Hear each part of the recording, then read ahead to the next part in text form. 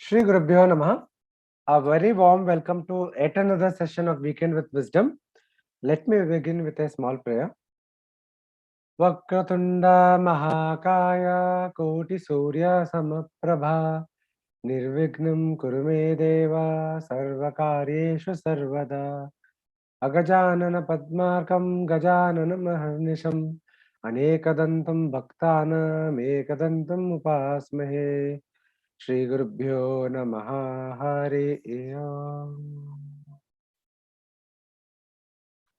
Today is the second session of Shatka Sampatti. We have Swami Chidrupananda ji joining us from Noida. He is the Acharya of Chinmay Immersion Noida, and he has been teaching for the more than many decades now. And he has held many different positions in Chinmaya Mission, especially in the Yuva Kendra. So we are very fortunate to have you, Swamiji. Yesterday's session, Swamiji highlighted shama, dama, etc. Of the which part forms the part of Shatka Sampatti. Now we will take up the other aspects of Shatka Sampatti, and we are all very eager to hear you, Swamiji. Please start your session. Thank you, Nitin. Hariom. Om Samasta Jana Kalyane Niratam Karunamayam Namami Chinmayam Devam Sadgurum Brahmavidvaram Sadgurum Brahmavidvaram Om Shruti Smruti Purananam Alayam Karunalayam Namami Bhagavat Pada Shankaram Lokashankaram.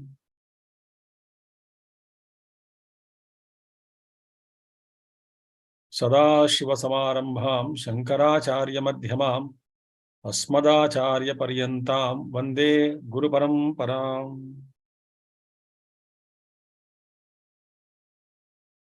Hari Om. Yesterday we have studied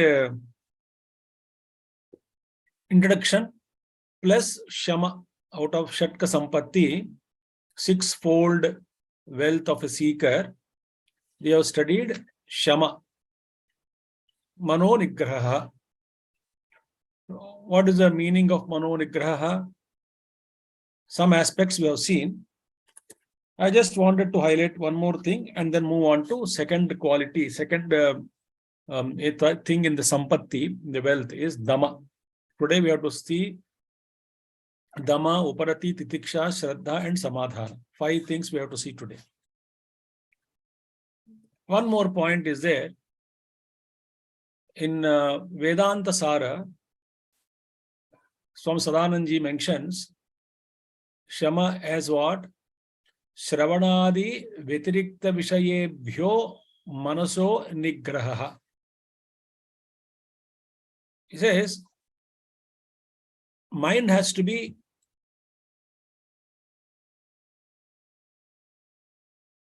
am I audible? Yes, Swamiji. Yeah, something has propped up, so I got confused. So, what we need to understand is, he says, Shravanadi Vitrikta Vishayebhyo Manaso Nigraha.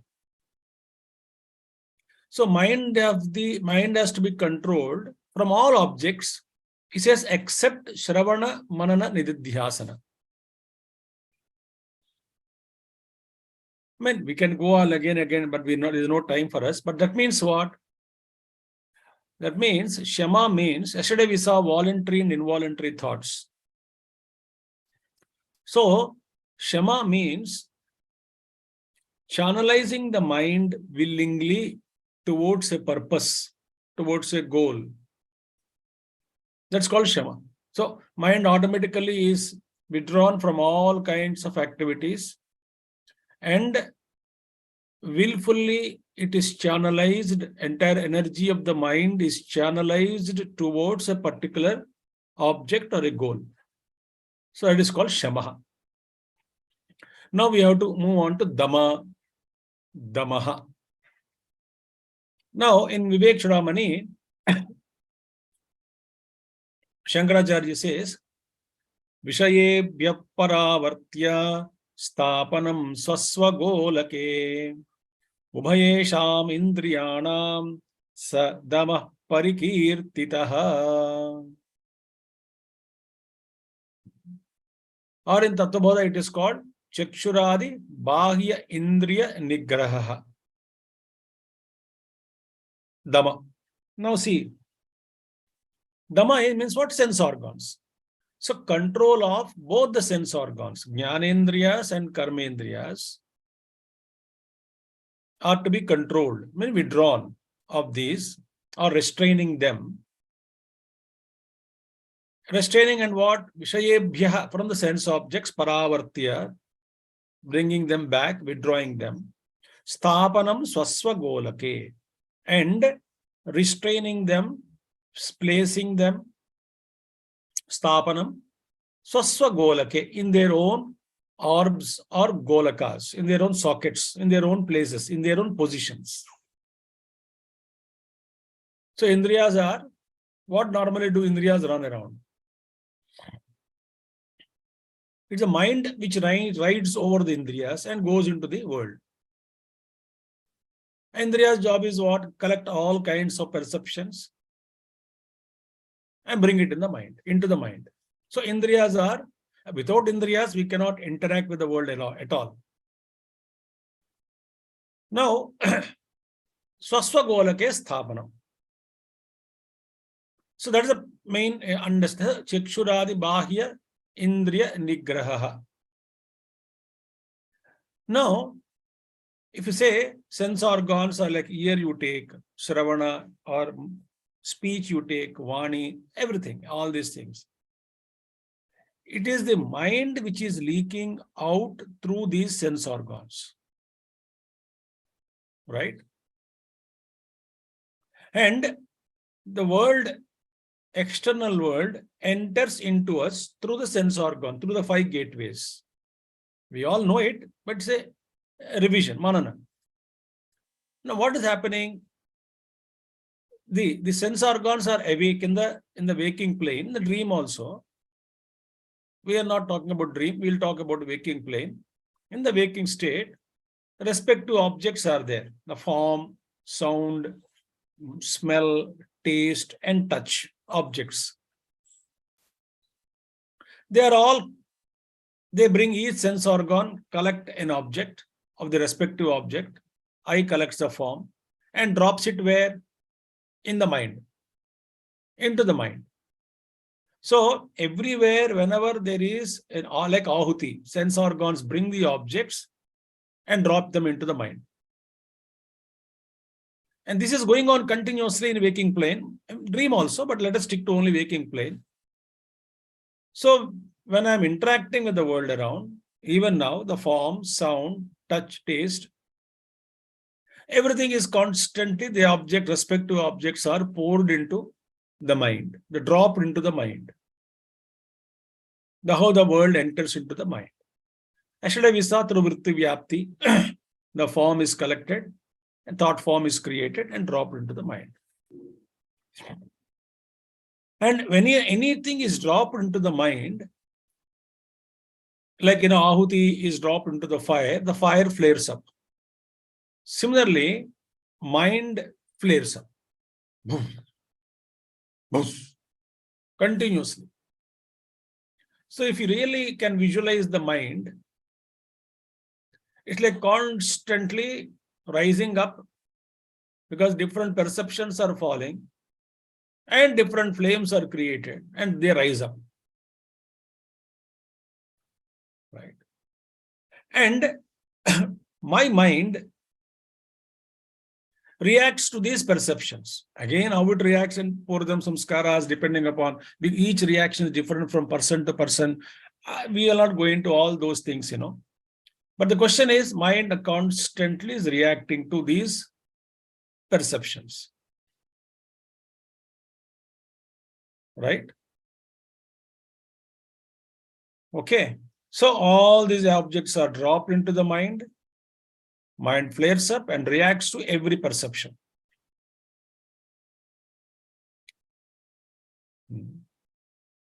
Now, how to restrain the sense organs, we'll come across that. So here the sutra is, the meaning of the dhamma is what? Restraining the sense organs at will, by my sankalpa, by will, is dhamma. So I order, again through mind only. The mind has different functions. So through my mind, I order my sense organs and I bring discipline to sense organs. And they don't go out without my order. I'll give an example for this. Well-trained dog. I experienced once, in one of the stations in South India railway station. I was there and then train had to come 2 hours before or 1.5 hours before I went to station. There's one gentleman, army man, somebody, from reserved force, railway force. He was sitting next to me on that bench, cement bench in the railway station. And he had a huge dog with him. So I was confident because it is under his control, so I had no fear. Then out of love, just looking at the dog, and then I took out one biscuit, some biscuits. I wanted to feed the dog. The gentleman said, "Sir, Swamiji, he won't eat." I said, "Why? He doesn't he like, don't like biscuits?" No, it's not a question of liking. They are trained like that. What do you mean? Swamiji, no, because they are trained dogs, police dogs, and they don't eat anything even if you give. If you want, you can try, he said. So I put the biscuit on the ground, platform, niche, on the floor. Dog never bothered. I had 2, 3, 4 biscuits I kept. Huge dog it is. It was. So then I looked at him. Then I said, "Arey, mere biscuit to chala gaya. My biscuits are gone now. Wasted, I think." He said, "No, Swamiji, it won't be wasted. But until I give order, it won't eat. He won't eat." He never bothered. So then he gave permission to the dog. He patted the dog and said, "Eat." Then dog ate. See? So, like a trained dog, it is with me. Therefore, I say always, a trained dog need not be chained. There is no need to put a chain and control a very well-trained dog. The dog which never transgress the orders of the master. Without the orders of the master, that dog never do anything. Dog is with the master, but he will not go out unless the master says, "Go. Fetch me the ball, fetch me that particular thing, or bark at that fellow, or look at that fellow." Then dog goes. If you understood this example, similarly, in the case of the great Mahatmas, those who have mastered the shamAdi, their indriyas are always in their positions.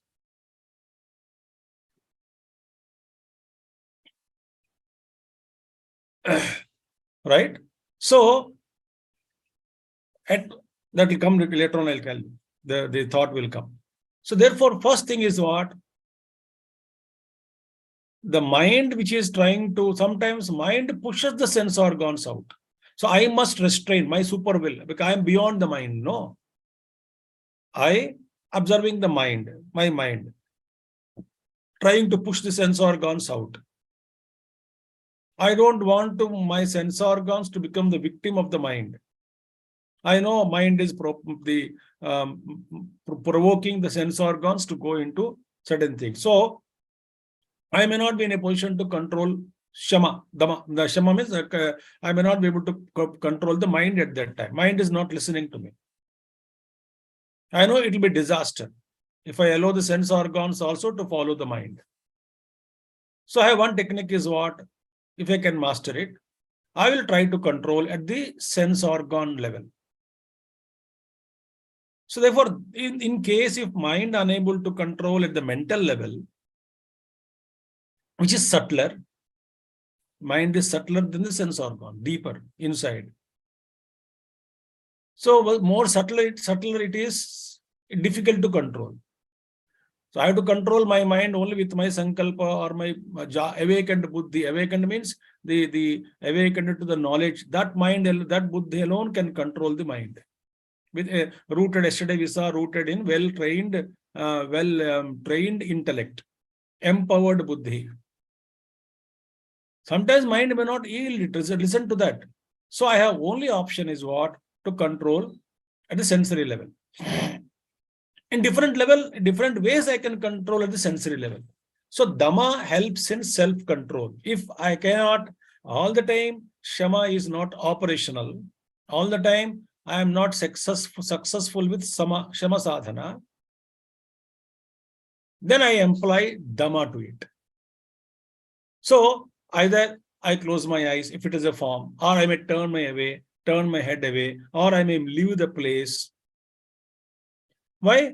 Let me move away from all such situations which may bring disturbances to my mind. If it is avoidable, I can do it.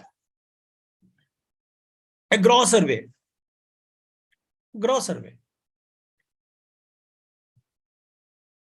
So therefore, here in Sadananji says, Damaha, Sadananji in Vedanta Sara says, Bhahyendriyanam tad vyatirikta vishayebhyo nivartanam. Tad means here what? In the shamAdhAna he said no.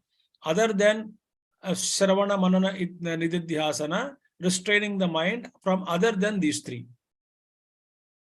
Shravanadi. Here, tad vyatirikta vishayebhyo nivartanam. Meaning what? Dhamma is restraining the sense organs, external organs, from all objects except from Shravana, Manana, nityAnityavastuvivekaH. So employ them. Either so, the technique is what? Either I change the place, or I change the close my eyes or ears, and then or I move away from the place. These are grosser techniques I'm talking. Or if I can, with my command, I can give order to the sense organs to keep quiet, like I order the dog. Don't go, don't move. So that is called dhamma sadhana. So that means what is dhamma? Dhamma is also a particular function of the mind, which turns the external organs from such objects which are other than Shravana, Manana, etc. Meaning, I am able to control the sense organs. Here, beautiful slokas are there, mantras are there from Kathopanishad, which you all know. Atmanam rathinam vidhi, shariram rathamevato, buddhim tusaratham vidhi, mana pragrahamevacha, indriyani hayanyahu, vishayan steshu gocharan, atmendriyamanojuktam, bhokta iti ahurmanishinaha. Here the example is given, chariot example, very famous. Atmanam rathanam vidhi, the jiva, the rider, the self is a rider. Shariram rathamevatu, the body is a chariot. Then what? Buddhim tu saratham vidhi. Buddhi is a charioteer, ratha saradi. Mana pragrahamevacha, the mind is the reins. And senses are horses, indriyani hayanyahu. And objects are the roads. Meaning on the roads called objects, the sense organs run. They are moving. Now this example. Now let us see, very simple thing. In this example, buddhi is a charioteer, mind is the reins, and then horses are sense organs, and the roads are sense objects. So this is the pattern. And the jiva, the rider, is the self. Atma rathinam vidhi. Now, what is happening is, right? If horses are more powerful, strongest, horses are more powerful, that means it is strongest.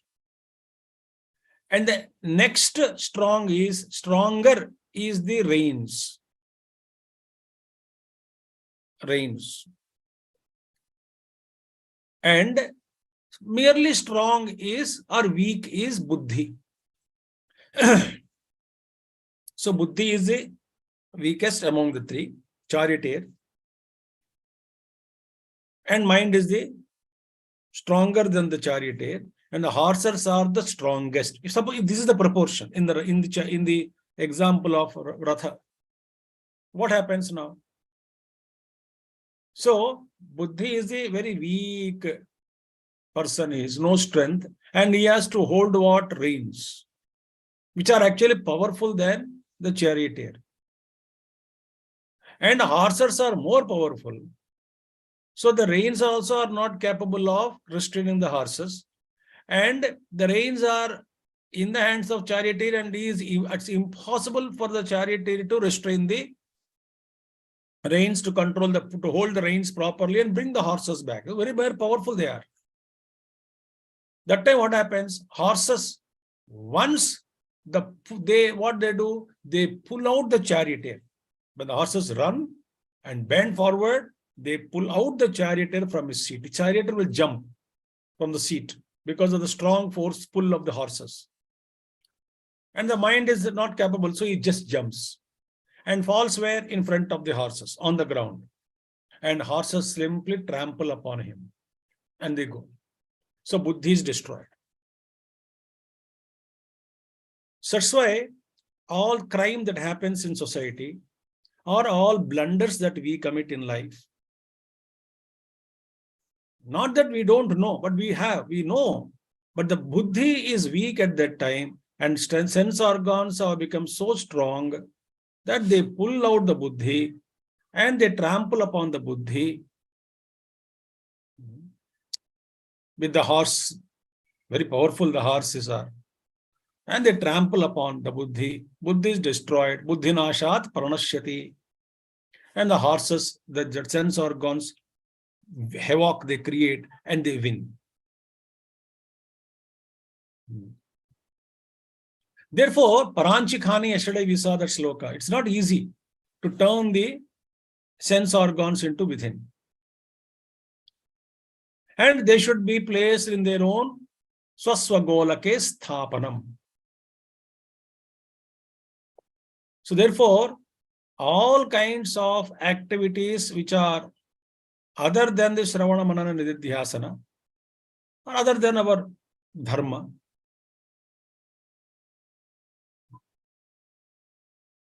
sense organs, both Jnanendriyas and Karmendriyas, are to be restrained.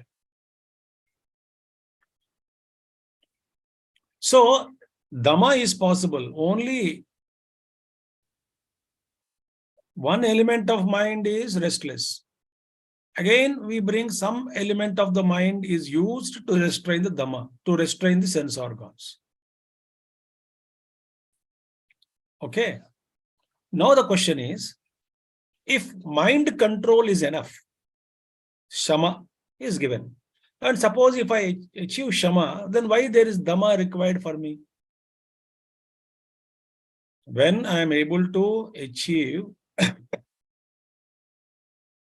control of mind, is it necessary for me to focus on dhamma or control of sense organs?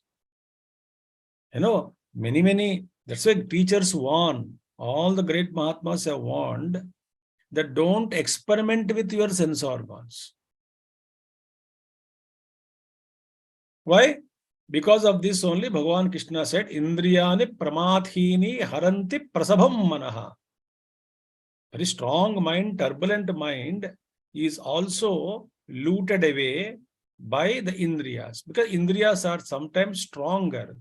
And whatever discrimination, whatever Shastra we have studied, whatever knowledge we have gained, but mind, whatever samskaras we have created, sometimes if the Indriyas are stronger, it can hoodwink, it can cheat the mind, it can draw the mind out and then loot the mind away from its own peace.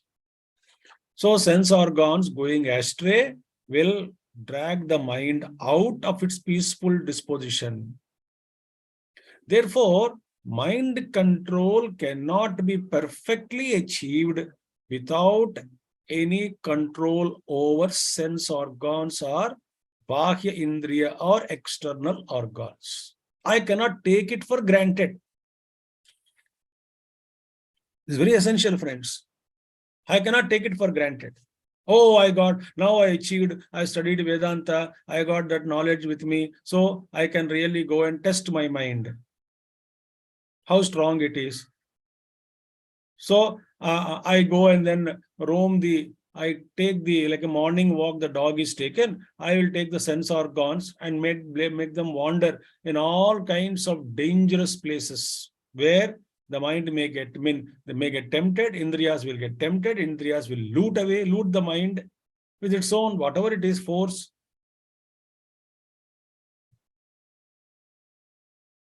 So therefore, dhamma is necessary. How? By directing ourselves from the particular, diverting. Diverting is the right word. Divert the sense organs. Then the sense organs. For children, it happens very quickly. The mind and the mother and father can come, and the child is crying for some toy. They just take him the hair away, the child away, and then they talk something, and then in a second he forgets, and the attention is diverted. The child, it happens clearly, early, but in our case, it takes a long time, depending upon situation, etc., etc. So Bhagavan Krishna gives some beautiful shlokas in Bhagavad Gita which speak about dhamma, because vishayaha vinivartante niraharasya dehinaha rasavarjam rasopyasya parandruštva nivartate. So one technique, this is actually, I am not giving the exact meaning of this shloka now. Here Bhagavan Krishna says, the real control, real peace can happen only when you attain and see the self, then everything becomes under control. That's okay. Now, one technique of dhamma. See, friends, sense organs are able to tempt the mind, right? And mind is going out through sense organs. So dhamma sadhana is required. Sensory level we should control. Suppose mind is got used to greater bliss. It need not be self-realization, but it can be a deeper levels of meditation, reveling in some kind of any subject, subtle joy. Right? Such a mind, however sense organs may try to loot, the mind will not yield. Because mind has got experiencing, maybe, in poetry, in painting, in art, in literature, or in meditation, mind is fully absorbed. Such a mind which is absorbed in its own art, in its own, I will not use one word, in passion and all, passion is not word. In its own, the fields of interest, absorbed. So indriyas cannot do. Therefore, one sadhana is, first of all, to make our mind get the subtle joy, so that no indriya can pull the mind down. I must get the mind used to some subtle bliss, for which, but indriyas disturb me even when I'm practicing it. Even when I want to practice, free the mind from indriyas, effect of sense organs, but indriyas continuously, constantly trying to divert me. So, masters are given very simple technique called fasting. Fasting we don't call as fasting. We don't call nirahara and all, but we call it upavasa. So what happens when sense organs when gross food is not given, sense organ and sattvic ahara is given, and certain times fasting is done. So sense organs have not got that much of energy to create a riot in the world around.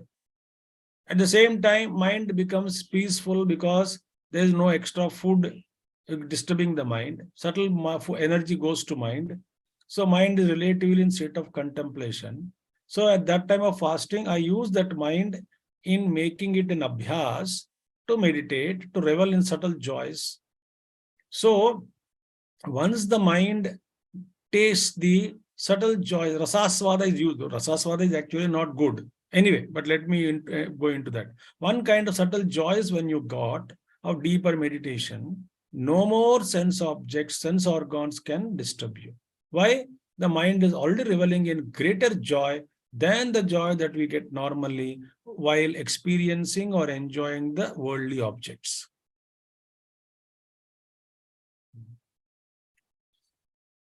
So Krishna here says, when you are not taking food, the sense objects turn away from you. But they come back.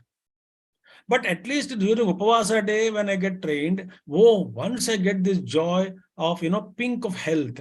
Suppose fasting I do, and then health I regain. The joy, the body being very light, no diseases, very healthy, the mind is alert. I experienced the joy, pink of my health.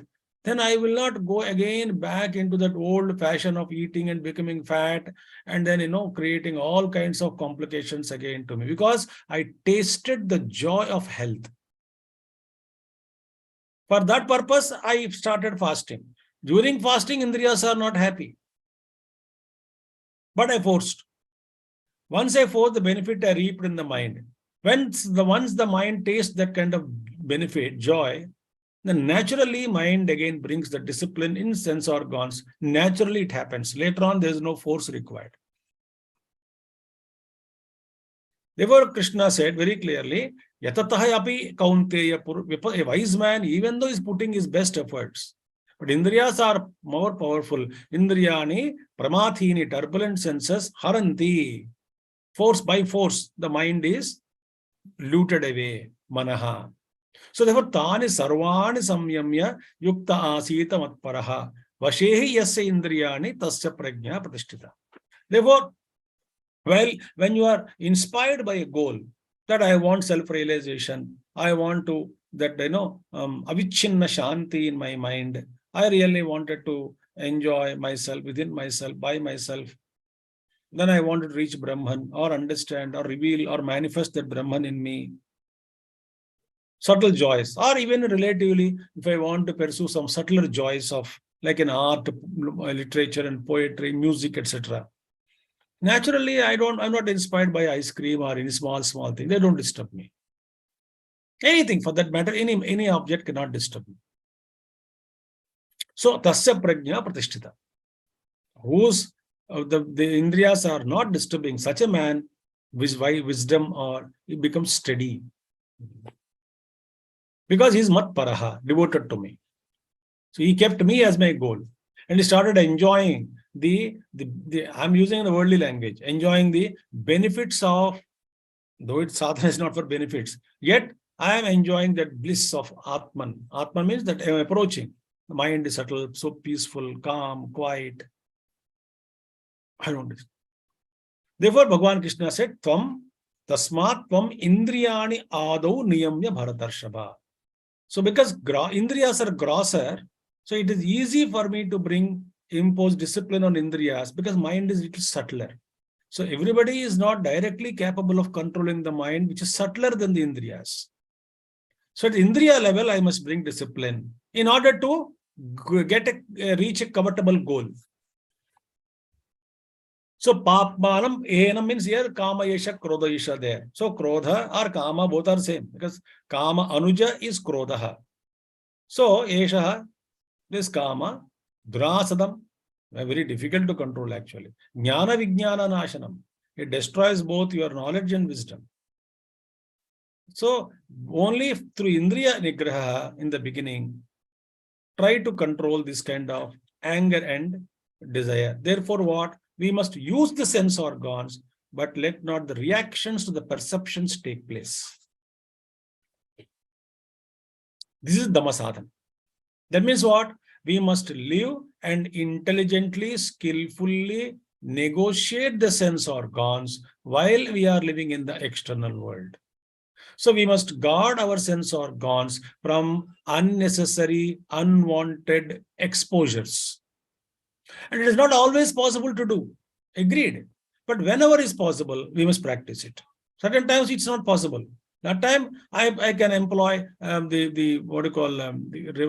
the God or Guru, trying to be there in situation but not affected by it. That's a great sadhana.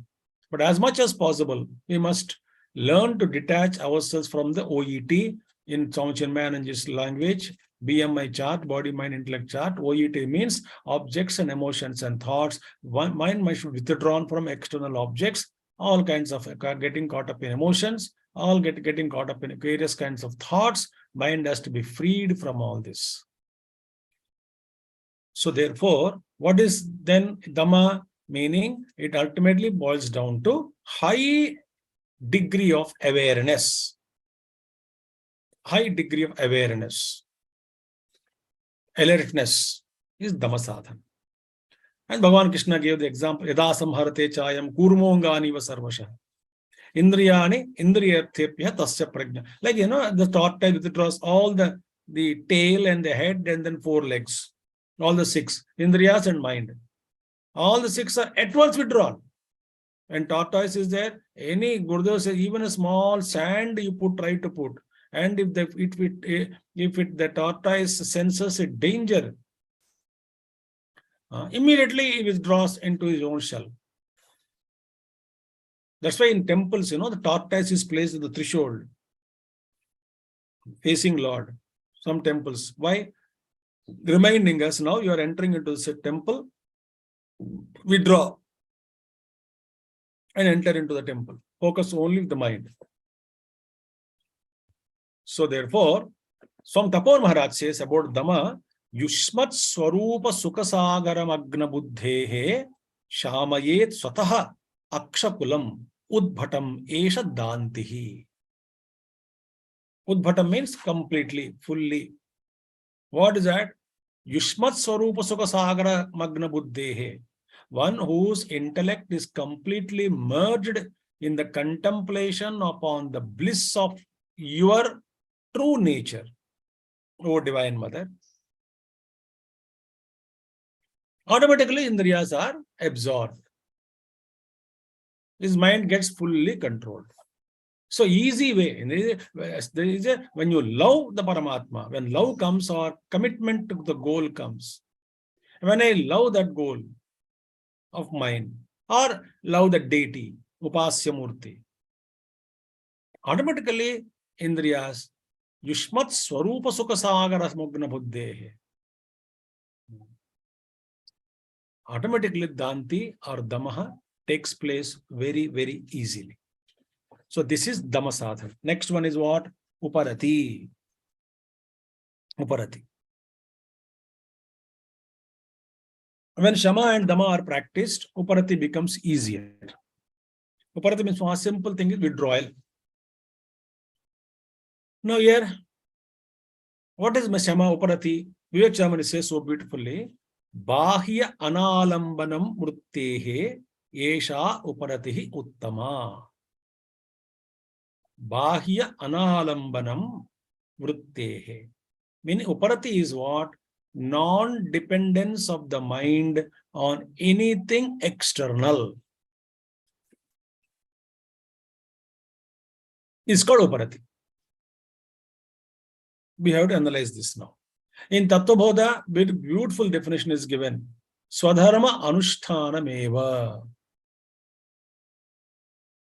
Swadharma anushthanamewa. Meaning, following your own swadharma. This we have to see, uparati. So now, bahya analambanam mruttehe. So mind is not made as a slave to the external objects.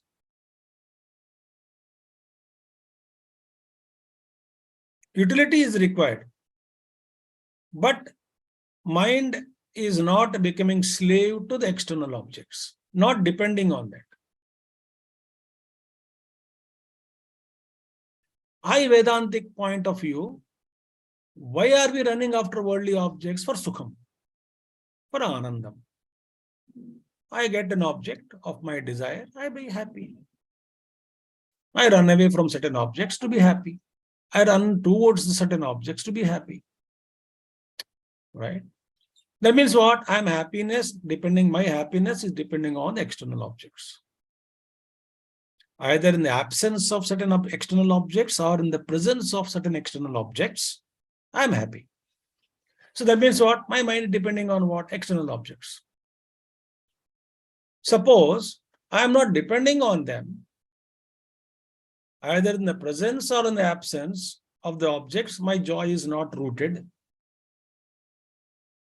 So mind is not depending. Such a mind discovers a permanent joy. Because when I depend on an object, as long as the object is with me, as long as that object is giving me joy, I'm happy. But that object satiates me, completes me. Within no time, I am happy with the object. Again, I will search for some other object to be happy. So therefore, mind actually leaks through the sense organs and takes the shape of the objects. Vritti Vyapti we discovered. We just mentioned about it. So mind has discovered that there is no need for me to go out, take the shape of the vritti and transform itself into the shape of an object, not vritti, shape of an object that it perceives. No need for that. So I am happy within myself, contented, uparathi. Our mind is going out what? As a swarupe avasthanam. Tada drashtu swarupe avasthanam. When mind become thought free, then the drashta, the seer, will establish himself in his own self. Otherwise, what happens? Only other condition. Vritti sarupi mitaratra. We keep on identifying. The mind takes the form of the vritti. So in the mind and takes only one vritti in 1 second. The Shastra speaks about it. Though we feel that multiple thoughts are gurgling, but the time gap is so slow, it seems. Very high frequency, not even a microsecond, but so much thoughts are created, we feel as though they are simultaneously rising. So mind is what? Constantly changing the shapes and size and color. Constantly.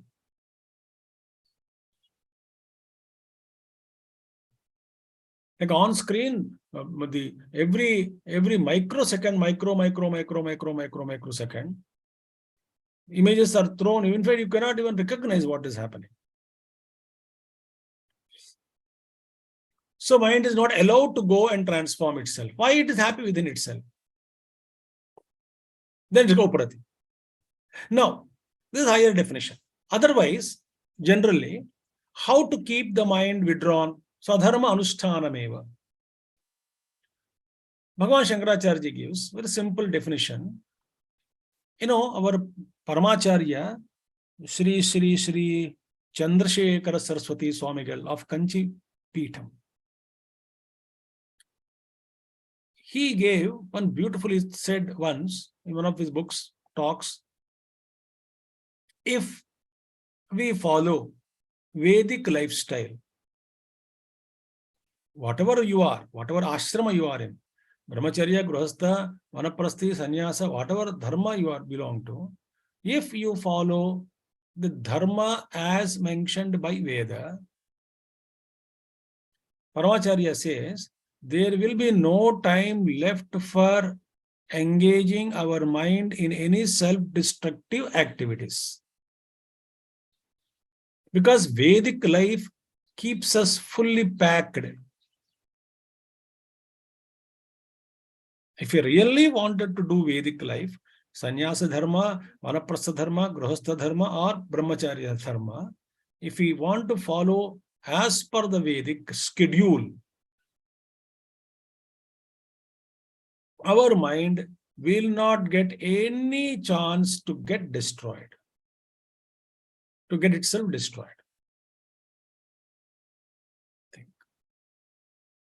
So, swadharma anushtanam, who discovers tasmat shastram pramanante karya vyavasthitam. Shastra tells us what to do and what not to do. So, what are our duties now? How come? Is it so really? If we are really busy through engaging in our duties, dharma, Is it so that, my mind will not become any problem for my mind to engage in self-destruction? Yes. Therefore, we have to see that Panchamahayajnas, every human being has to do. When we do this Panchamahayajna, every day involved, engaged, whole life is, morning till evening. Absolutely, you will not get any other time except for food and your duties and then sleep. So first is what Pitru Yajna, take care of elders in family, taking care of them, elders, not sending them to old age home. Really, if you can take care of parents, not only the dead ancestors, but living people also, living elders in society. If we all can, and it takes time, asking them their needs, providing their needs, and then, when Dhritarashtra, after 15 years of Mahabharata war, he was crying. Anyway, the story and all, I'm not going to tell you everything, but time is not there. But then he cried. One day he heard, he came to know that, he remembered all his son's death and all. He was crying and he did not eat food for longer time, many days.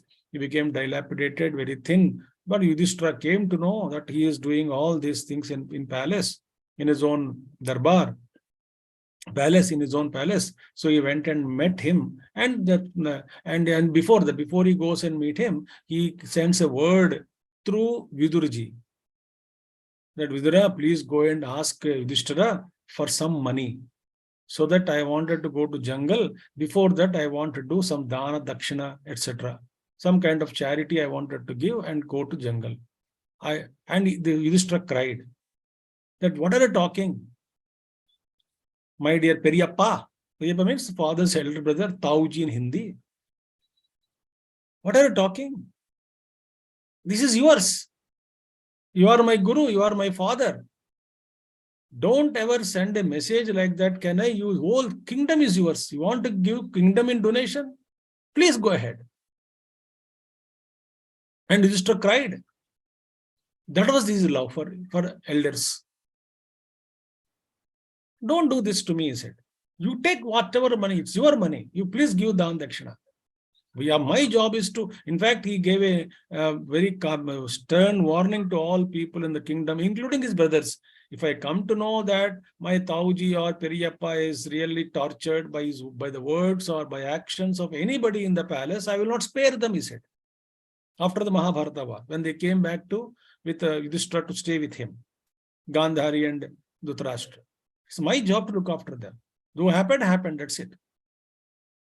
But I cannot say that, he may be responsible for Mahabharata war because of his attachment. But yet he is my father's elder brother. My job, my dharma is there, I should take care of him. So we have no business to analyze, whether father is good or bad and all that. They may be bad, they may be good. But what is my duty towards that father? Veda Dharma says, look after them. Take care of them. Take care of elders in society. So that the whole domain sometime will go away. Then Manushya Yajna, be reverential duty towards society, towards your colleagues, subordinates, bosses, people in the road, society, with around you, the society is there. You have a lot of duty, smiling, cooperating, kindness, compassion, helping nature, not cheating anybody, integrity, following values, ethics. They may have some problems. They may be all people may not be good because I am good. But I have some duty towards society. So Manushya Yajna if I do. Then Brahma Yajna or Rishi Yajna. Gurudev used his Rishi Runam also. Meaning I am indebted to Rishis of this great land, this great Bharatavarsha. It is because of Rishi only the entire knowledge spread all over the globe. Encyclopedia Britannica says the first cradle of humanity pointed towards what? Indonesia, India and in that region only is it. This Encyclopedia Britannica says. First, the cradle of humanity. So it is all here. Rishis have started this. So we have I'm born in this country, so I'm indebted to rishis. So I must really study scriptures, propagate them, teach them, share my knowledge, even with children or youth or elders, a swadhyaya for my own regular study, or my own contemplation on the Upanishadic or Vedic mantras or whatever it is. Yajna yagadi karmas, whatever, every karma is divine. But whatever my duties are, I must try to propagate this. This is what Brahma Yajna. Then comes Bhuta Yajna, taking care of animal kingdom, plant kingdom. Today, we are totally destroying the entire planet. Reverential duty towards the trees, towards the animals. So many people, they feed animals also. In every house, you can put some water in summer, in a pot or in a beautiful container, so that birds can easily take water, and some kind of pulses or some kind of grains for them to eat. So many do it. It's my duty. Squirrels, crows, sparrows are not invisible now. So taking care of Bhuta Yajna, animals. That's why in our festivals during Pongal, Sankranti and all that, last day we do worship the animals also. The cattle also worshipped. Cattle puja is done because the Lord in that form is helping me. So Bhuta Yajna. Then Akar Deva Yajna. Deva Yajna means the reverential service to 5 elements and their Adhipatis. Vayu Deva, Varuna Deva, Agni Deva, Prithvi. We have to take care of all of them. Devan bhavayata anena te deva bhavayantuvaha. So we must facilitate the Devata's work. So by our proper living, by not polluting the globe, space is polluted, air is polluted, water is polluted, earth is polluted.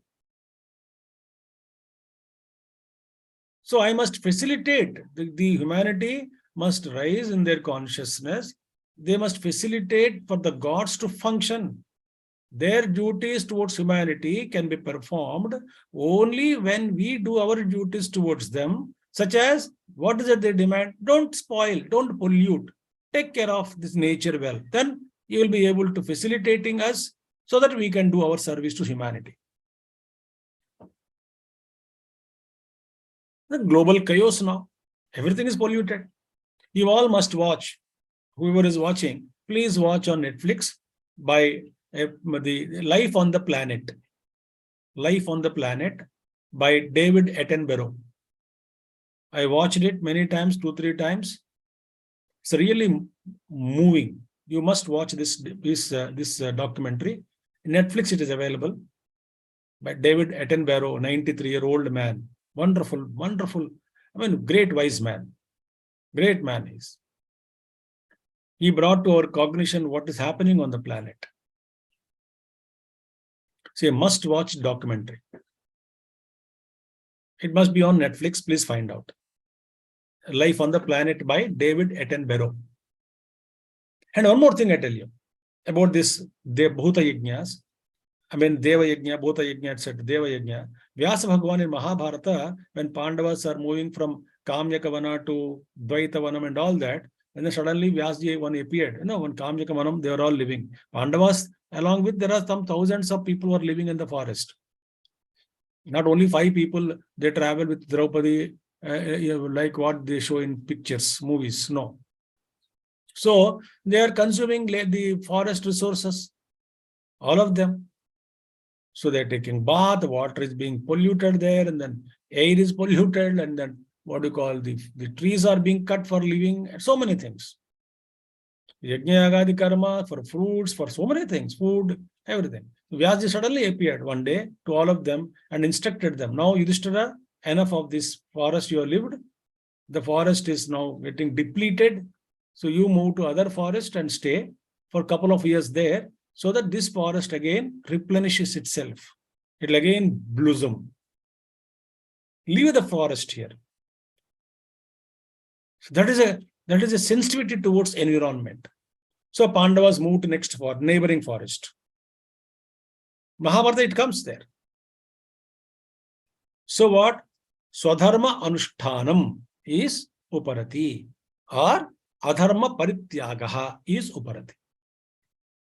And when we wanted to do my dharma, when I want to do my dharma strictly following, I will not have any time for anything, my dear, anything, to do nonsense. मौका ही नहीं मिलता, मौका की बात छोड़ दो, there is no chance at all. So withdrawing from adharma is called uparama. Think. So not depending on anything external, unwanted things, uparati. Meaning what? Minding your own business. Business is dharma. Minding my business is my dharma. So when we thus live our life, mind is not involved in unnecessary things. Automatically mind withdraws. Withdrawn. I have now time for gossip. I have now time for all to engage myself in all kinds of self-destructive activities because I don't know what my dharma is. So Taponi Maharaj says about uparati as follows. Tatacha matar bhavadiya tattva krida parasya anya krutehe nivrittihi jneyasa nitya uparamo na yanchava aranyavaso alasata nidhinam. Matar bhavadiya tattva krida parasya anya krutehe nivrittihi. When again Taponi says reveling in your deeper essence, when I start reveling in your deeper essence, one comes to what? Leave all kinds of things, reveling in all kinds of things other than that. Other than essence, I mean, if the rest of the things, my mind doesn't revel. Withdrawn. So, anya krutehe nivrittihi jneyaha. Please know, sa nitya uparamaha. That is nitya uparama, constant self-withdrawal. That is called self-withdrawal constantly. And what? Na yanchava aranyavaso alasata nidhinam. It is not like uparati means you withdraw to a forest completely and idler's retirement to the sleepy forest. Alasata nidhinam. Yancha means solicitation. To solicit, meaning to live in solitude. So I mean alone. Nidha nidhiyate, resting. They're not that you just go there out of laziness. I withdraw. People start talking, that, oh, I am early retirement. I want early retirement. No, I want retirement. But to do what? No, I just want to enjoy my life. And what do you mean by enjoying life? Meaning, just leave the mind to the external objects, to the world. Let the mind drive me. Let the mind entertain me. Let the mind take charge of me. That's called retirement, post-retirement enjoyment. Have you seen great masters retiring? Great spiritual leaders have never retired. Great scientists have never retired. Great people who contributed to society, they have never retired. Great doctors have never retired. Great people, artists, musicians, they never retire. They revel in their own pursuit, bringing joy to society, contributing something to society. That is called, so Gurudev says very clearly, in his commentary, fools have misunderstood. I'm reading that, what Gurudev said, that running away from life and its problems, its contentions and duties, its struggles and strifes, and retiring to a silent forest, and then to spend one's life in idleness is uparama. This is suicidal act for all, especially so for any dynamic spiritual seeker. The poet here laughs at the folly of such a misconception and clearly says that running away physically from home to a forest is not self-withdrawal. When you fulfill all responsibilities, when we got matured enough, mind is sahajattvena, naturally withdrawn from the external world and therefore become internal contemplation. Naturally, you choose solitude. In fact, solitude happens for you. That's a different thing. That is called uparati. So, when I engage myself in my own activities in dharma, or that means when I'm not depending on any other external objects other than what I am supposed to do in my work, in my life, my mind becomes withdrawn. My mind doesn't go there. So this is uparati. Now titikShA. Sahanam sarva dukkhanam apratikara purvakam chinta vilaparahitam sa titikShA nigadyate. vivekachUDAmaNi. And Shita Ushna Sukha Dukkhadi Sahishnutvam, Dvandva Sahishnutvam is called Tattvabodha definition, for bearing the cold and heat and cold, etc. Sukha Dukkha, etc. is called titikShA. Now, titikShA means what? Sahanam sarva dukkhana. Life itself means, and I don't have to say, all of us know, life is a mixture of sukham and dukkham, and dukkham will come. Gurudev says, Gurudev means Swami Chidrupananda. He would say always that the problems and difficulties come to us free of cost, uninvited. So enduring all kinds of afflictions, problems, difficulties, without reacting to them, apratikara purvakam. This is the underlining. I may endure, but with reaction in my mind.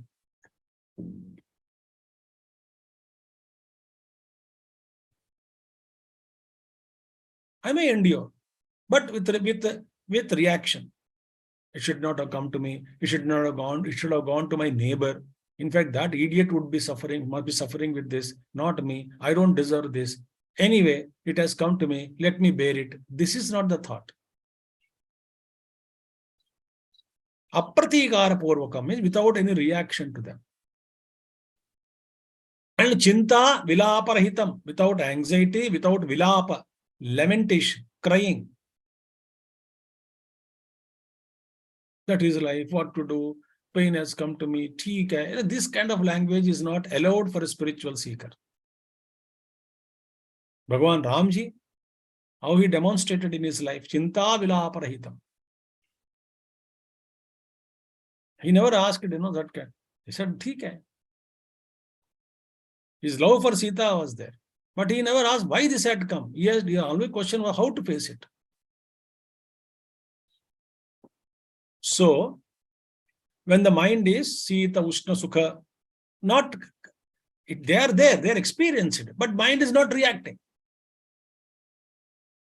If mind has become dumb without experience of heat and cold, Sukha, Dukkha, then it is called inert mind. It is stone. That is not the way. I experience cold, I experience heat.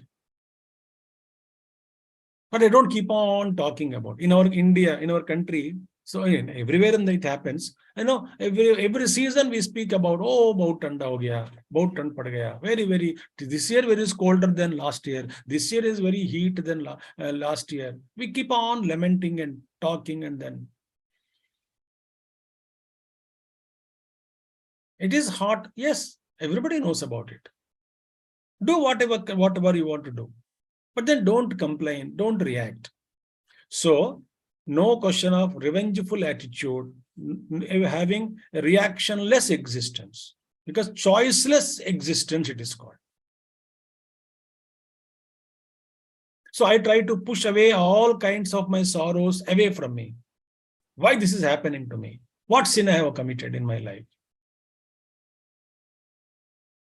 And so many people in life I heard that they're all spiritual people. Suddenly something happened to them. They overnight turned and became atheists. I don't believe in God now. Enough.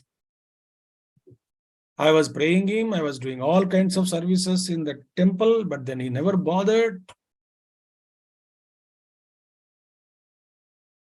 So I will not pray to God now.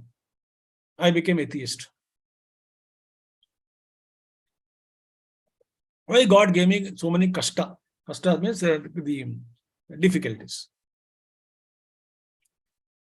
So there are many helpless situations. We cannot control. No, I have no choice. So Bhagavan Krishna says, what is that? Matra sparshastu kaunteya shita ushna sukha dukkadaha agama apayino anityaha tan titikShA bharata. Very beautiful thing. Gita, 2nd chapter. When sense organs are coming in contact with sense objects, either they produce sukham or dukkham. And they come and go. The mind, the sense organs, one object contacted, sense organ, they brought experience, that object is moved, again some other object, it again lands on some other object, and this continuously, So they bring either joy or sorrow. Tan titikShA. They come and go, they are not permanent. Therefore, Bhagavan Krishna says, Jatasya hi dhruvo mrutyuhu. Mrutyu, what do you call? Mrutyur dhruvam janma mrutasya cha. Dhruvam janma mrutasya cha. Tasmad apariharyarthe. Meaning, they are not possible to be removed. Unavoidable. They are unavoidable. There is no choice.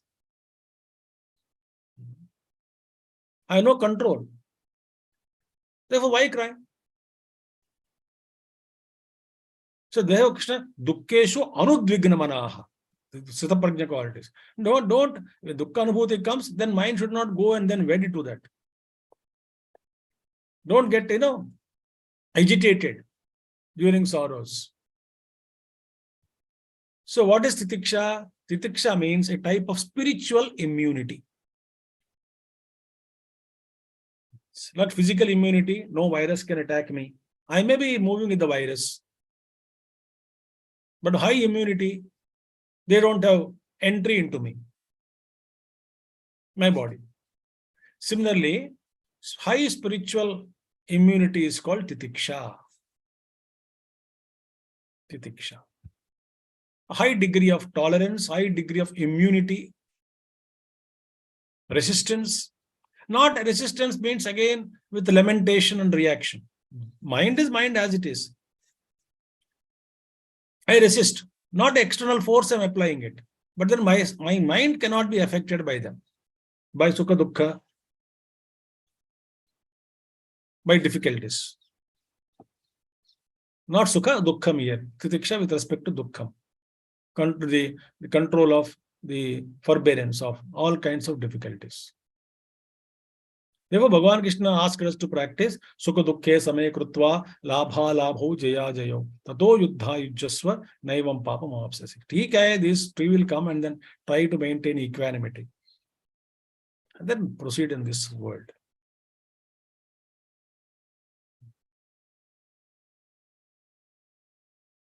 So, Gurudev says, life is a series of challenges. Beautiful lecture he gave, one of the lectures. Life is a series of challenges from birth to death. And he would say that challenge remaining the same, it appears at 3 different levels. Challenge remaining the same, it appears at 3 different levels. Same challenge. But to me, it appears at one level.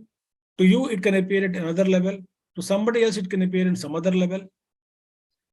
3 levels are Bhagavan, when Gurudev spoke. Gurudev, whenever I use Gurudev, it is Swami Chinmayananji.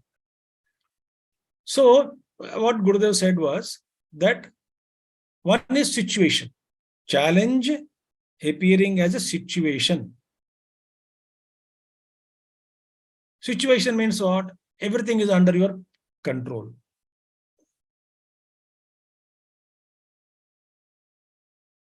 You can take things in charge. You can take charge. You can easily surmount them, situation level. And if I let loose, sometimes I don't attend the problem, the challenge at the situation level, it becomes a problem. Problem means what? Little difficult riddle. It can be solved, but more effort is required, more concentration is required, more perhaps consultation is required, more alertness is required, more application of mind is required, perhaps more time is required, and a lot of suspense is added to it, thriller is added to it, whether I'll be able to solve it or not. Problem.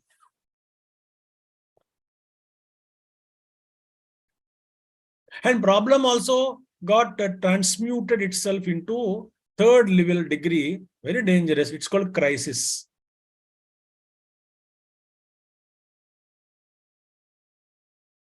Crisis means what? Gurudev would say, when I don't know what to do, it's called crisis.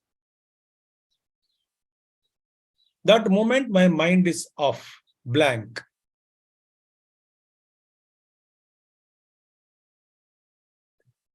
So whether it is challenge means here any difficulty, situation level, problem level or crisis level. But I should not create any crisis also in my life. I should not convert every challenge into a problem. If my alertness is practiced, if I am alert, spiritually oriented, and buddhi is sharp, and living in that, divine awareness, in the presence, as great masters say always, if I'm living in the presence, in the present, unveiling or experiencing the presence, every challenge that comes to me may be only a situation level. It will never become a problem or crisis for me. And at the situation level, I can easily handle it without lamentation and reaction. Chinta vilaparahitam. I can, and again, I will not question why this has happened to me. titikShA, I addressed it, I attend to it, but no question of reaction, no lamentation or crying within. And that particular challenge or dukkham is easily there with me. I am bearing it, but not any problem is added to it. I just bear it and let it go. So I must increase that mental sagacity through my meditation or sadhana or guru bhakti, shastra vichara. Uncompromised I should become. Otherwise, titikShA and tapasya, what is the difference? Tapasya is self-invited, rigorous discipline. Tapasya. Self-invited difficulties. Tapasya means I have to pass to certain self-invited, a difficult routine, resign, etc. titikShA is what? I am forced to go through such kind of a problem. It's not self-invited. Suppose upavasa by choice. That is, upavasa means by choice. Meaning, I voluntarily gave up the food.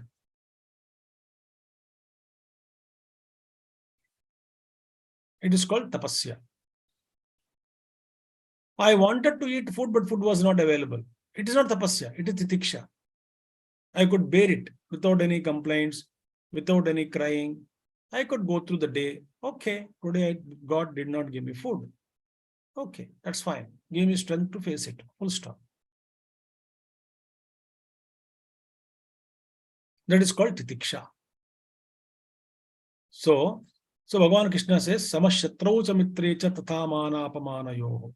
Shita ushna sukha dukkheshu samah sanga vivarjitah. Yam hi na vyahayanti yete purusham purushashva samadukha sukham dhiram sAmutraphalabhOgavirAgasttadanantaram kalpate. Meaning one who is not the tortured or afflicted by sukham and dukkham, that purushaha. For him, samam dukkham sukham. Samadukha sukham dhiram, to that intelligent man. That purushaha, courageous man, dhira purushaha, amrutattvaya kalpate. He attains that immortality. So titikShA is a wonderful practice which we have to practice, not in our own bedroom, but in the sense in the worldly outside. When I come out, bedroom is an idiom I used. So when I live in the world outside, these problems are unavoidable, situations are unavoidable. I must be able to face them. No other way. So yam hi na vyathayanti. Yes. They don't afflict him. This man of wisdom. Therefore, he alone attains immortality.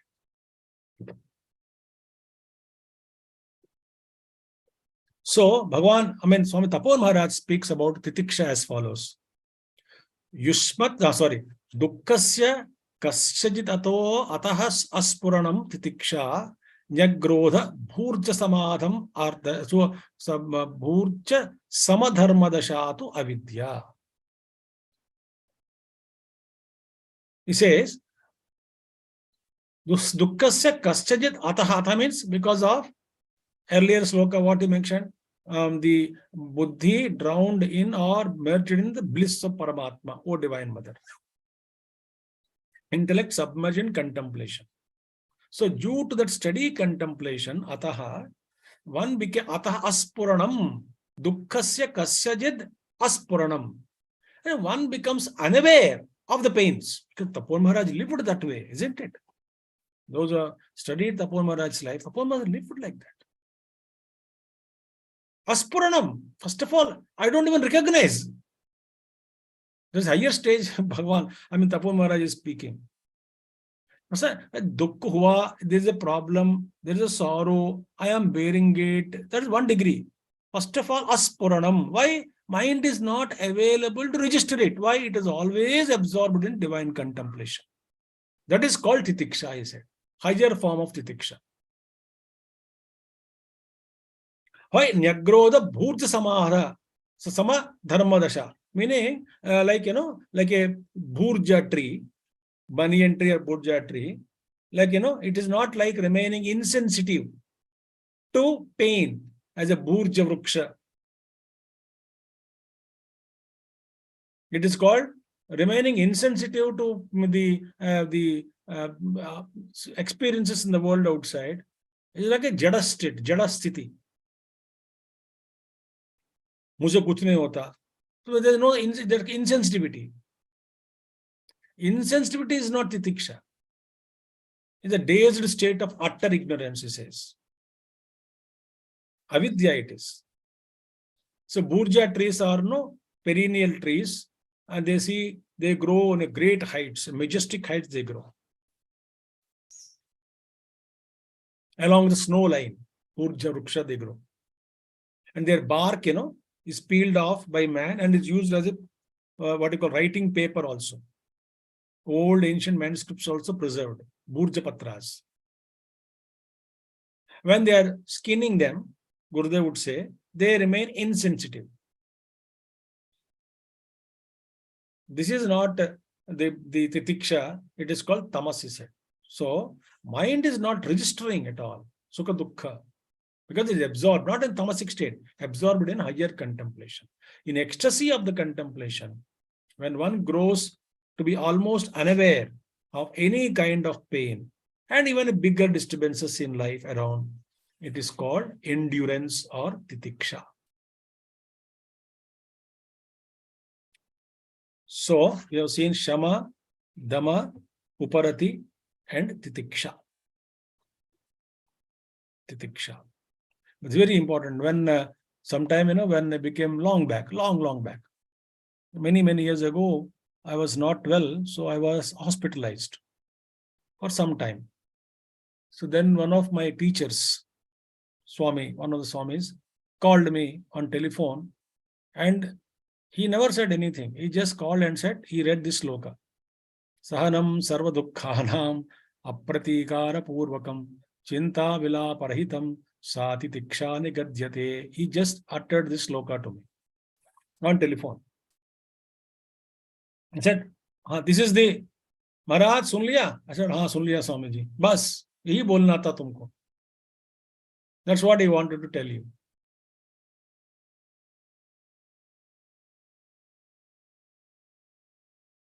That's the blessing. He reminded me this sloka of vivekachUDAmaNi. So this is how we have completed up to titikShA. Now shraddhA. Shraddha plus dha. shraddhA.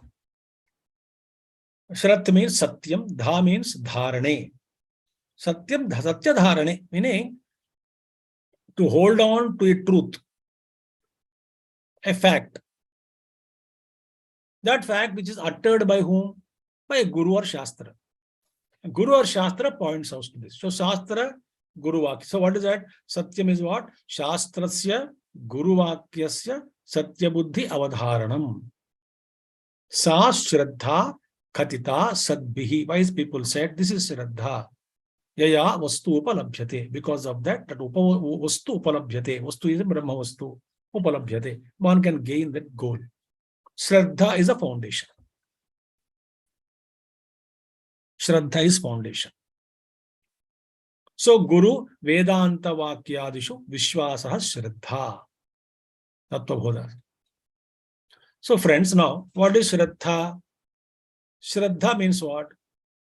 Shastrasya Guruvakyas Satyabuddhi. Firm faith. Shraddha is actually not only faith, but something else also. Faith plus consistency of effort. I would always add this consistency of effort. Faith plus, I have faith, but shraddha mein not merely faith. Faith plus effort. There is effort, consistency of effort. And whatever we have shraddha to experience, to gain that, I must have faith. Meaning what? Faith means belief. Of course, faith is something. Belief is emotional. Faith is much deeper than that. So plus perseverance, consistency of effort is called shraddha. Now, in worldly language, in worldly things also, can we live without shraddha? We cannot live.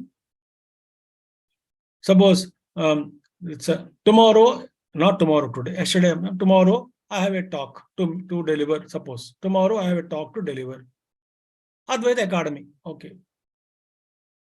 They invited me. I have a talk. Okay, I give tomorrow morning. What time? 11 to 1. Okay, 11 o'clock. I will log in 5 minutes before. Okay, 5 minutes before I will log in. That means what? I have faith that I will live till tomorrow morning. I have faith that I will have health till tomorrow morning. I have faith that I will be able to deliver the talk. And I have faith that in all things. Without that, can I live?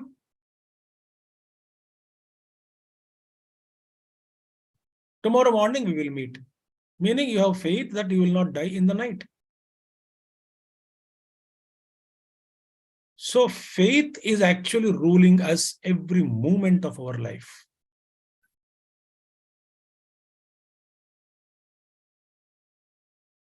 Oh, retirement plan, this plan, that plan, I'll construct a house, everything, The first question is, what is the guarantee that you live? But I have faith in it. With that faith alone, I can move, no? Suppose somebody told, no, you may die in the night. Any day in the night you sleep and you die in the sleep. That guy cannot sleep also. I have faith. All those people who died with a heart attack in their sleep, deep sleep, they had faith. Tomorrow morning we will meet. And that day night they died. So, first of all, shraddha is required in many, many things in ourselves.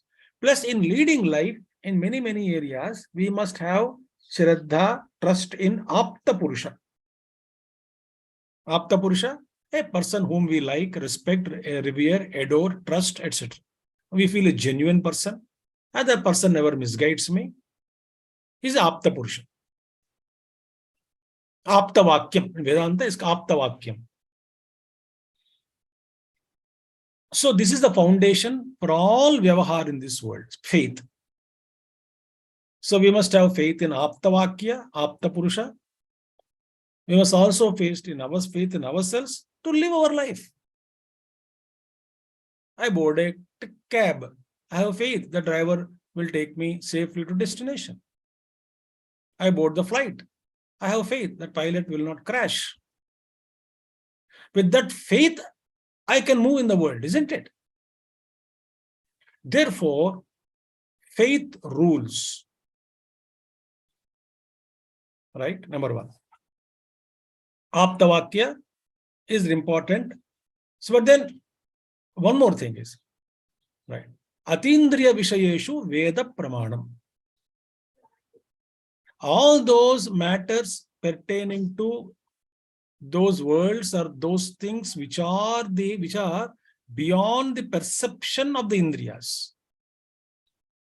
I cannot see, smell, taste, touch, hear, etc. What is the pramanam for that? Papam, punyam, papa palam, punya palam, swarga, ityadi, lokas, brahmaloka. Veda speaks about many things.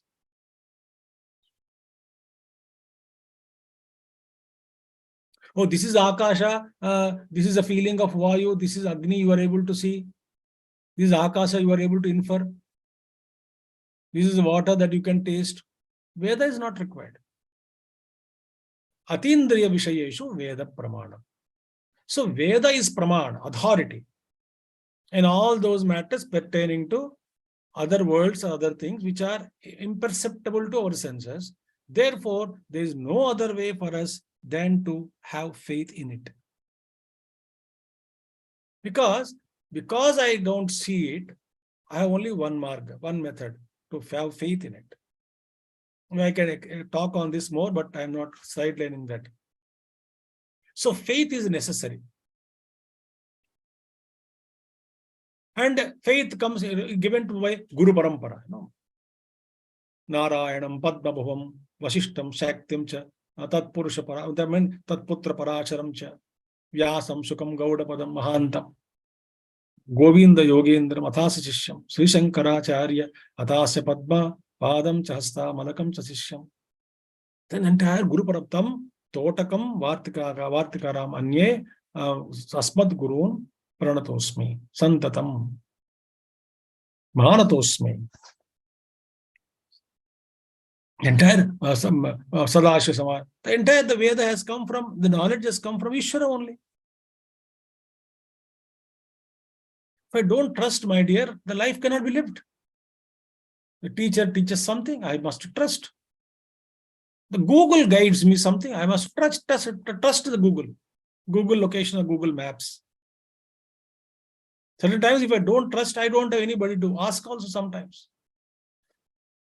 So, there is no other way for us than to trust on Guru and Shastra. And Guru is what came from Dakshinamurti only. Dakshinamurti Guru Parampara only, no? Gurave Sarvalokanam Dakshinamurtaye Namah. Adi Guru is Ishvara only. From him alone the Guru Parampara started. So, first of all, to make a first move, I must have faith. Very important. Faith is absolutely necessary. Ashraddha purushaha dharmasyasya parantapa aprapyamam nivartante mrityu samsara vartmani. Bhagavan Krishna says, if they don't have faith in my philosophy, what I have been teaching you, Arjuna, what I taught you, asya dharmasya, in this dharma, of the divine dharma, the spiritual knowledge, Adhyatma Vidya Vidyanam, Hey Parantapa, Aprapya. If you don't have faith in what I am talking, then you don't attain me. But then what is the result? Aprapya, without attaining me, Mam, Nivartante, Mrityu Samsara Vartmani. And again, path of the samsara, coming back again into this world, dying, again coming back. You will fall back again into this. So, faith is really understanding. Faith is essential. And faith is not blind. People say blind faith. And in that way, faith is always blind only. Why? Because when you know, it is no more a faith. Oh, I don't have faith in my Guru. Means what? It is my experience I'm talking. In that language I'm bringing. Faith means what? Which I have not yet noticed, which I have not yet seen, experienced. Then I must have faith. I must believe. Aptavakya. When I know it is my anubhava, I have transcended that faith. It is no more based on faith, it is my experience. I don't have faith can be taken as a negatively also. I don't believe what my Guru said, what my Shastra says. But for Mahatmas, what kind of faith we are talking about? It's a nitya anubhava, it is nitya anubhuti. So if we don't have any faith on this tattva, Guru tells what? You are not a samsarin, you are Brahman, tattvamasi. Shvetaketo, tattvamasi, tattvamasi, tattvamasi. So this shraddha also Bhagavan Krishna spoke an excellent chapter on it, 17th chapter, only on shraddha. Trivida bhavati shraddha, Sattvika shraddha, rajasika shraddha, tamasika shraddha. And then very important is, Bhagavan Krishna spoke very nicely, shraddha mayoyam purushaha, yoya shraddha sayevasaha. You are, each one of us, when I say each one of us, are nothing but a mold of our faith. We are cast, our faith is cast into a form that is me. Not only physical, the personality. The personality inside, the kind of, the frame of mind, intellect, my value system, my judgment, my paradigms, my values, my ethics, everything inside is just nothing but a mold of my faith. Shraddhamayah ayam purushaha. So therefore, you are what your faith is. I am what my faith is. So my faith is reflected through every cell of my body, through every thought of my mind, and through every word of my speech. That's my faith, because I made my faith, and the faith, if it is given a shape, that is me. My faith, when given a shape, a personality, that is me. Yoya shraddha sa eva saha. So you are what your faith is. You are made up of your faith, and you are what your faith is. So every moment, every breath is actually our faith. And that faith, instead of keeping it on those objects and those people, which keeps changing, because when the person's quality changes, suppose I believed somebody, that's why I bring belief word here. I believed someone, but that person changed. Then my belief is broken, destroyed. Then I try to invest. I need somebody, to believe, to trust someone in my life. That is a big struggle nowadays in the world. Whom to trust? Big struggle. Oh, I trusted my husband, he cheated me. I trusted my wife, she cheated me. I trusted my children, they have cheated me. I trusted my friend. So a whole life actually is search for people on whom I can repose my trust. I can bank upon them. Whom to trust? Even in the case of spiritual world also, they are being cheated.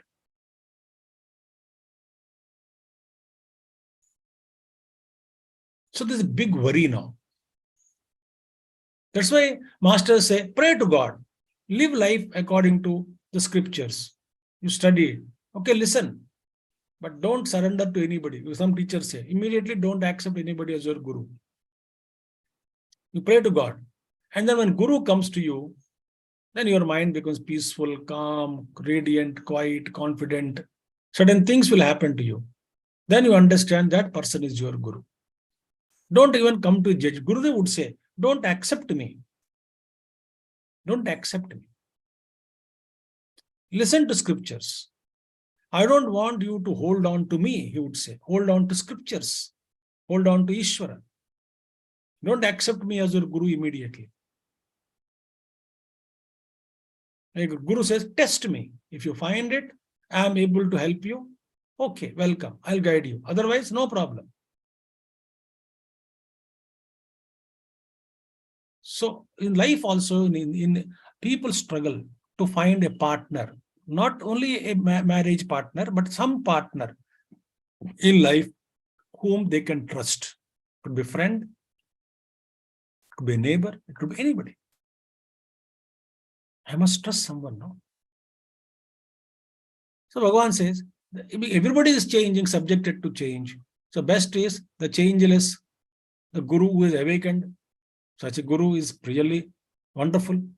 You got the guru, blessed you are. Shastra is there, it never changes. So you can trust only guru and Shastra permanently. Rest all, their minds may change. Accept it. The change also doesn't matter. It's accepted. It's a part of the game. But who is that changeless on this on that Guru? And then when I discovered the true Guru, that Guru will be with me. Shastra is with me. I can trust them. shraddhA. Once I get that shraddhA, and it's like a highway journey.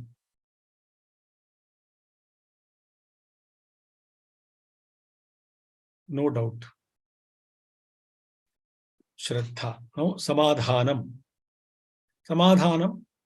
Samyak asthapanam buddhehe shuddhe brahmani sarvada tat samadhanam ityuktam natu chittasya lalanam. Chitte ekagrata. Tato vadasya chitte ekagrata. Samyak buddhehe. The placing the buddhi, placement of buddhi in a proper way. Samyak asthapanam. Where? Shuddhe brahmani. In that pure Brahman, beautifully, well, my palm is there, the entire thing is my palm, well balanced, not like this placing, not like this, exactly, completely samyak asthapanam. Very beautifully, mind and intellect completely, yoked to the Brahman. There is no doubt again, not that sometimes flickering, half here, half there. No, complete, total, well, mind and intellect is placed on Brahman. Sarvada, always. That is called samadhanam. Samyak adhanam. Adhanam is placement. Asthapanam. Samadhanam. Natu chittasya lalanam. It is not that entertaining the mind. I mean, chitta ekagrata. Concentration is called samadhana. So what simple meaning? Concentration of mind is samadhana. Here in the concentration word, one thing we should add. Concentration is the ability of one's mind to focus on any given task, on a goal, on a vastu, paramatma, anything. Underlining is as long as one wishes. If that is added, then you have mastered concentration. Like Buddha, I think he said, Shariram va patayami, karyam va sadhayami, ihasanat naiva chalishyati kayametat. Either my body may fall, or I attain what I wanted to, but the body will not rise up from this. Ihasanat, I will not move from this place, seat, asa, meditation. Karyam, ihasanat naiva chalishyati karyametat. Shariram va patayami, karyam va sadhayami. But anyway, body will not be moving from this place till I discover the truth. Sankalp leke baith gaya. So mind should be we should be able to concentrate as per our order. I'm talking of vyavahar. And then similarly, the seeker able to direct the mind on Brahman and able to place it on contemplation. It is called samadhanam. So perfectly established buddhi in Brahman. No doubt now. Guru told me the Shastra Upadesha was given. Brahma Swarupa came to know through Shastras. And Guru taught me how to meditate and how to do Shravana Manana Nididhyasana. Nididhyasana he taught me. So I'm able to withdraw. I'm able to focus my mind. Because shraddhA crossed, no. Now the practice of samadhanam. Shama, dhamma, uparathi, titikShA, shraddhA are over. Now samadhanam. Now, that is what sadhana. Happily. Without any, effortlessly, the mind gets focused on the truth. Effortlessly.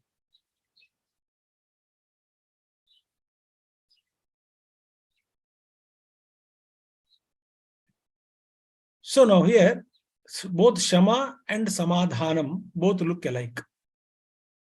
Shama also mano nigraha, placing there the mind other than Shravana Manana Nididhyasana, it was said, no? But here also, mind is withdrawing the mind from all activities other than Shravana Manana Nididhyasana, shamaha. Withdrawing the mind and placing it on Brahman is called samadhanam. There also Shravana Manana Nididhyasana are Brahma vastu only. So, there is feel that both are same. Here the difference is what? In shama, we need effort. There's an effort is there in keeping the mind focused, studying the mind with sankalpa and viveka. Both are required. I must will, I must concentrate, a willpower, sankalpa.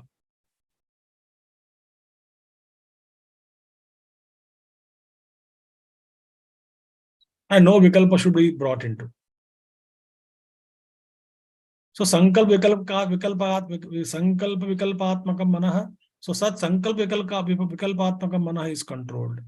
And there is something higher will is there brought into. But then that has to be operational. So there's an effort in that.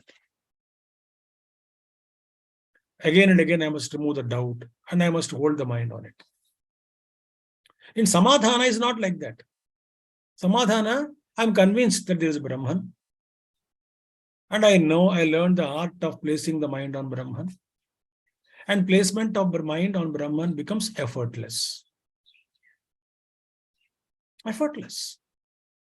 Just somebody sits and says, Aham Brahmasmi, Atatvamasi Mahavakya Arirkanta, Araham Brahmasmi.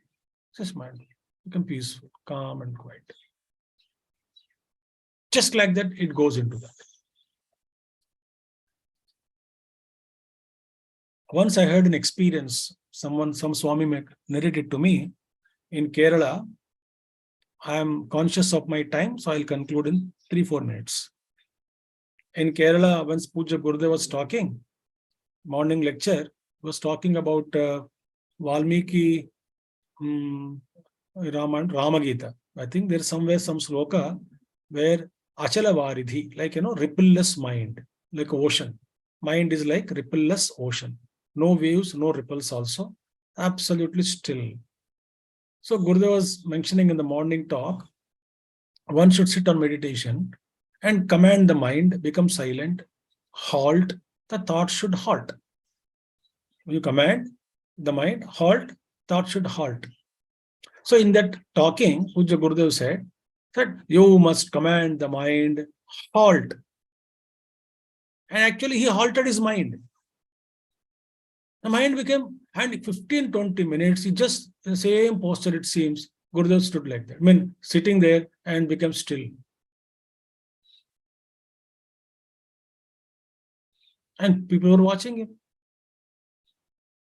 He should have advised others that you should halt your mind. But he demonstrated it by mistake. Then Gurudev, after 15-20 minutes, he opened his eyes and told, it seems, never mind, I made a mistake. Made a mistake of what? Really halting my mind. That is the command of Mahatmas. Great Mahatmas in this land of Bharatavarsha. I can talk of this country. Many Mahatmas abroad also. Those highly spiritually oriented. That is samadhana. Effortlessly, by a mere wish, mind is just placed on Brahman. So there's my antakkana is freed from all kinds of sankalpa, other sankalpas and samshaya. All kinds of worldly wishes and wills, where the wishes are freed, mind is freed from all kinds of things. And there is no doubt also. So therefore, in that, swalakshe niyatavastha, there in shama, swalakshe niyatavastha. So here the what is it?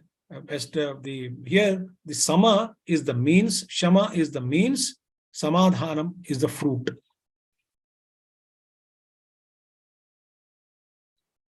So swalakshe laksha, when I say, I'm able to do it as a practice in saguna brahman upasana.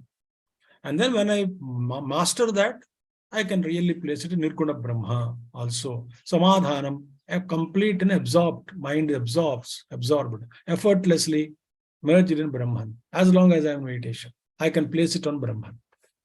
That is a culmination or fruit. Natu chittasya lalanam. Samadhanam is the opposite of it. Opposite of samadhana, lalanam. Lalanam, we do our lalanam only. Meaning what? Means giving all kinds of sops to the mind and pleasing the mind from time to time. तुमको chocolate चाहिए, what is that, mixture चाहिए, इडली चाहिए, idli वेणो, chocolate. We keep on entertaining the mind, like we do with children, no? To keep them quiet, we entertain children. We please them from time to time so that they don't disturb us. Similarly, we don't want mind, so we always keep the mind in a good mood. How? Satisfying the desires. So, not entertaining the mind by providing all kinds of things to it, all kinds of worldly choice to it. That is lalanam. So, that is not samadhanam. Lalanam is not samadhana. Brahma is there, my swarupa. I am able to practice meditation, and then because antakarana shuddhi, shamAdiShaTkasampattiH, and easily. And when once I practice that, I am really reach a great state. Then I wanted to, after once the mind is able to establish there, I mean able to focus on Brahman, then the mumukShutvamiti, meaning then I wanted to now completely liberate myself from all the bondages.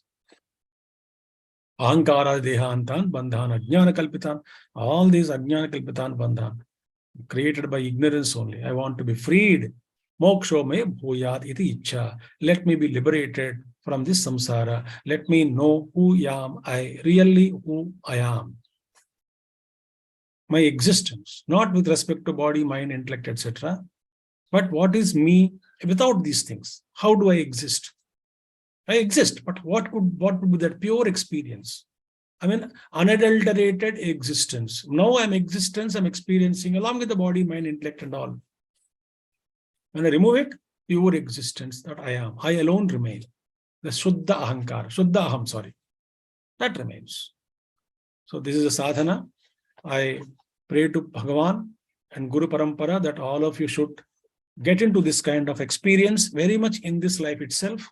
And let us all plunge deep into that Shastra Vichara and Shamadama through Shamadhamadhi reach that samadhanam and mumukshutvam and moksho me bhuyat iti ichha be converted into a practical experience. Thank you to Advaita Academy especially, and thanks to Nitin and Ravi, I think other one. Thanks to all of them. Thank you. Hari Om. Thank you, Swamiji, for another very illuminating talk. I'm sure all our audience have deeply benefited from it. We are almost out of time, but I'll take up 2 or 3 questions quickly. One of the questions we have received is, for achieving dhamma, is avoidance, diversion of life situations first step before we can finally restrain the mind even while being closer to the situations? See, there also, it is the mind only is functioning and asking you to restrain the dhamma, the sense organs, you know. So it's one part of mind alone is able to do that. So either way, first of all, protect your mind. Either with the help of your mind, certain times, 10 times you wanted to be away from situations, if possible, do it. But see that you protect yourself. That is the underlying. Okay. Next one. Another question is there a relationship between titikShA and vairagya? Can vairagya enable titikShA? Yes, because I said in the shama is the preceding one, is the base for viveka. Sorry, the viveka is the base for vairagya. Vairagya is the preceding base for shamAdhAmadhi. The vairagya is there, shamAdhAmadhi becomes easy, right? And in shamAdhAmadhi also, titikShA is one part of it. So if vairagya is there, it is easy to go through all kinds of things because I am not attached to it. So in a way, it becomes easier for me to practice titikShA. No problems. Another question is, what is faith in God? Very good question. Faith in God. First of all, you must again here, you should bring into your own buddhi, first of all. See, you must contemplate how this world has come into existence. Is it everything happening on its own way? And or is there any intelligence behind it which is controlling? That intelligence which is bringing order, stability, some kind of, whatever you see around, is it not a wonder? Everything is a wonder. I will not explain no further. Everything is a wonder in nature, galaxies, solar systems. Everything is wonder. Plant kingdom, animal kingdom, life on Earth planet, the seasons, everything, sunrise, sunset, the order, your law, everything is wonder. So everything is being done by an intelligent, conscious intelligence is required. I can infer it. So the intelligence cannot exist without that intelligence being possessed by somebody who is intelligent. So when I say intelligence, kiska intelligence hai? Whose intelligence? So that principle, I call it as God. Now, you don't have to have a faith in a normal sense of other people, but one question is asking yourself that you have faith in yourself that you exist. So you exist, you faith. Now question yourself, who are you? Who am I? Who am I? Where was I before earth, before birth? Or will I be after death? If so, who am I? What is my nature? That question itself is enough. That will take you to higher dimensions. Thank you, Swamiji. One final question. Is there a location of the mind, or is it in every cell? Heart, no. Hridaya, Pajdashi everywhere says heart only the place of mind. The heart, Hridayam only. Hridayam is the Hridaya Sthanam only is the mind. Mind and Buddhi says there only. Even yesterday also was reading some Panchadashi where same thing has come. I think a clarification here would be needed, Swamiji, that the heart is, the Hridaya is not the physical heart, but the center of consciousness. Physical heart is only for easy for us to location, but physical heart is not the physical heart we're talking about. Heart means in Vedanta is actually spoken about mind and intellect. And for contemplation, physical heart is a pointer for us. So, but Raman Maharshi says the spiritual heart is the right side. The Yes. right side, I discovered, he said. Okay, Yes. it doesn't matter. With this thought, you meditate. It will take you to rightly to the position there.